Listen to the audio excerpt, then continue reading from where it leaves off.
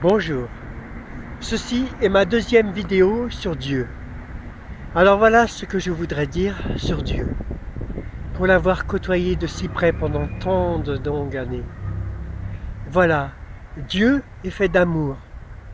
Dieu n'est que amour, amour à l'infini, amour au-delà de ce que nous pouvons concevoir nous-mêmes. Et nous sommes nous-mêmes faits d'amour, et nous sommes capables d'un amour qui ravit Dieu chaque fois plus en plus, car nous faisons preuve d'amour de plus en plus dans le monde, de plus en plus nous ouvrons nos cœurs, notre sensibilité aux choses, au monde, plus nous avançons dans l'évolution, plus nous nous ouvrons, plus nous faisons preuve d'un amour encore plus grand que celui qui précédait avant, car il nous faut apprendre à aimer plus, toujours à aimer plus loin. Eh bien Dieu est au-delà de tout cet amour que nous avons conquis. Dieu est bien au-delà, Dieu est l'amour même.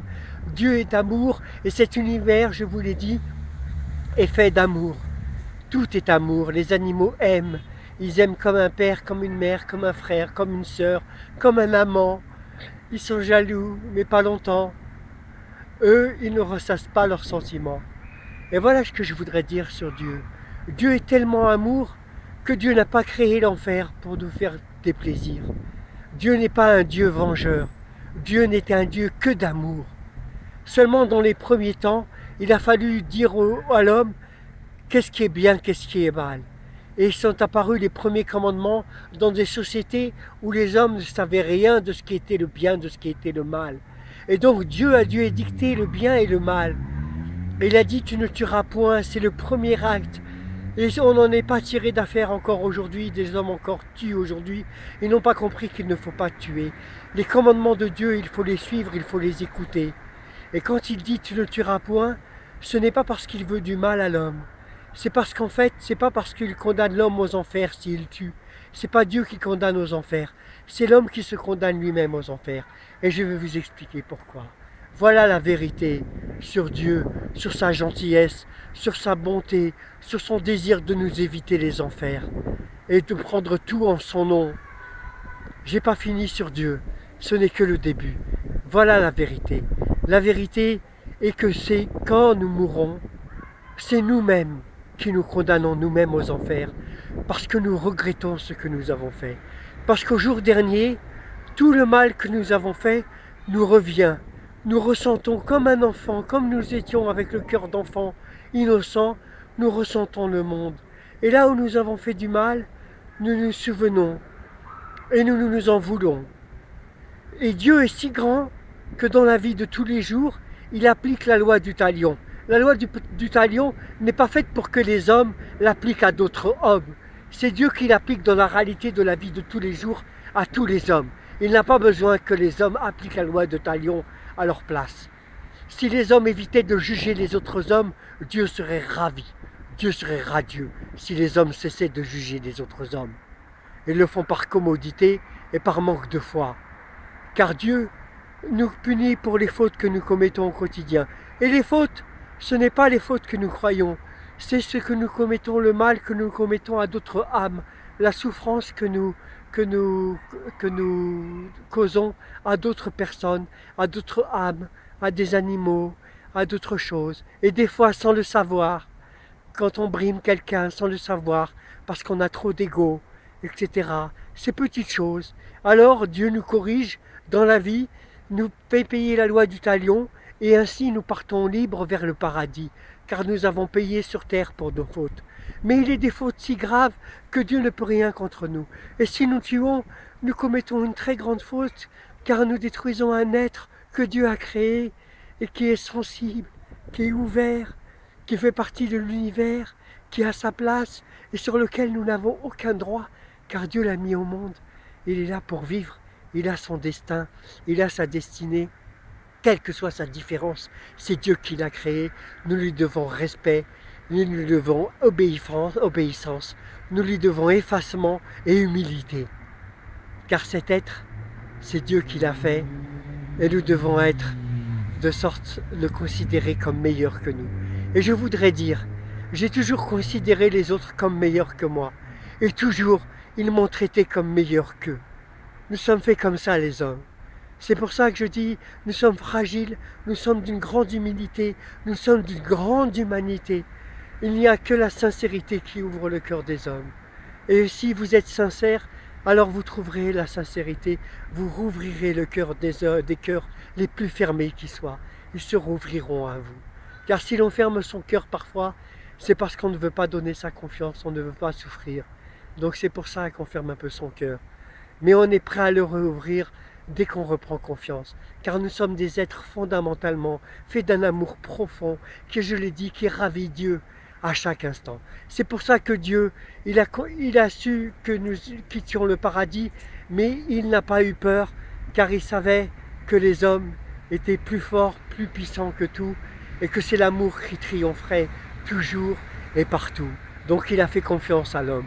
Malgré que nous décrivions un monde d'horreur, fait d'injustice, etc., ce sont surtout nos peurs que nous décrivions. Mais le monde, tel qu'il est réellement un monde fait d'amour, d'entraide, de solidarité. Et ce n'est pas que autour de vous. Il ne faut pas croire qu'il n'y a que autour de vous que vous aimez.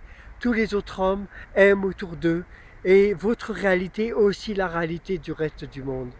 Donc le monde est un monde fait d'amour.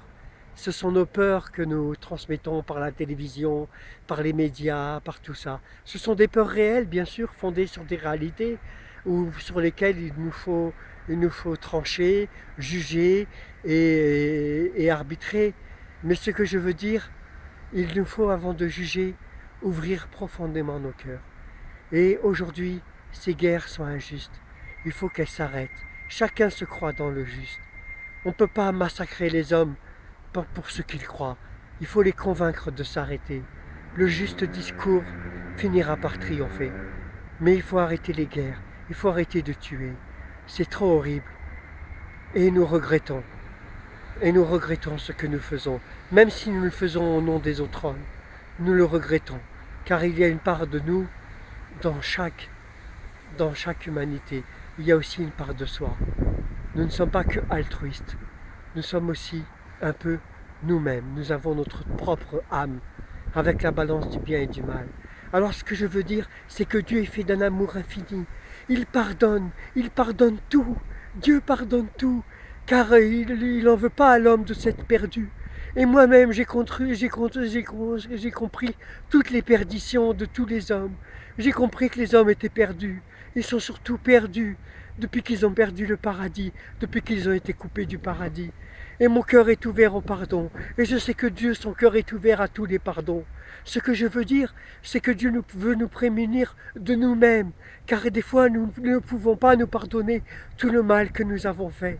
C'est nous-mêmes qui n'arrivons pas à nous pardonner. Et nous traînons dans des no man's land. Au lieu de reprendre une vie dans cet univers d'amour, reprendre une existence, ce qu'on appelle ressusciter, sous une autre existence faite d'amour, peut-être en animal. Les animaux sont faits d'amour, ils sont toujours heureux, ils sont patients. Mon chat est fait d'un amour extraordinaire, il vient toujours pour moi vers des câlins, etc. et tout. Et je le vois l'amour, je le vois chez les hommes, je le vois chez les êtres vivants, je le ressens. Je le ressens, je le vis, je suis dans la plénitude. Je traverse les difficultés de la vie, bien sûr, comme tout le monde. Je suis hanté par les démons, par le bien et le mal aussi, tous les jours, bien sûr.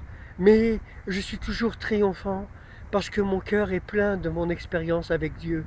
J'ai vécu dans la providence de Dieu. Il m'a mis de l'argent par terre quand j'en avais besoin. J'ai vu ce qu'était le miracle de Dieu. J'ai vu les rayons du soleil se lever pour apaiser mes peines. J'ai vu Dieu se porter à mon secours. Et je sais qu'il le fait pour chaque homme qui veut bien croire que Dieu existe, que Dieu est là, et que c'est dans sa providence que nous baignons, nous et tout le monde animal, et tout le monde vivant, baignons dans la providence de Dieu. Et si nous avons des événements heureux dans nos vies, c'est parce que nous nous arc-boutons, bien sûr, parce qu'au bout de l'effort, il y a Dieu qui nous récompense toujours. Et j'ai des milliards d'exemples. J'ai toujours été quelqu'un de très rationnel, de très lucide. Dieu m'a convaincu, il me convainc toujours, il me convainc encore, et il me convaincra encore jusqu'au jour de ma mort, car j'aurai besoin toujours d'être convaincu par lui, et donc je mettrai toujours sa providence à épreuve. Je mets toujours Dieu à épreuve, car je suis un homme. Et si je n'avais pas ça, jamais je n'irais au-devant des autres hommes pour prôner quoi que ce soit. Si je n'avais pas cette certitude arc-boutée au corps. Dieu est grand, comme l'ont toujours dit les prophètes. Dieu est immense, c'est inimaginable. Et je continue sur Dieu, sur son pardon. Je voudrais dire aussi autre chose sur Dieu. Dieu ressent la souffrance de chaque être. Il est en empathie avec nous, c'est à la mode de dire en empathie. C'est une naturalité, nous sommes en train de décrire ce que nous sommes. Alors nous découvrons l'empathie, nous découvrons des mots pour nommer notre attitude. Mais en fait, nous sommes au-delà de l'empathie, nous sommes faits d'amour de l'autre. Nous épanouissons dans l'amour de l'autre. Laissez-nous, nous sommes obligés de créer des religions pour créer des relations qui nous permettent d'aimer l'autre. C'est pour nous autoriser à aimer l'autre, parce que nous sommes trop pleins de pudeur pour aimer. Alors nous avons besoin de religions qui nous aident à faire ce que notre cœur veut faire avec la plus grande naturalité. Mais c'est parce que nous avons peur de laisser notre cœur aller à cette grande naturalité que nous avons dû avoir les religions. Mais moi je viens dire aujourd'hui, n'ayez plus peur d'aimer, c'est notre naturalité.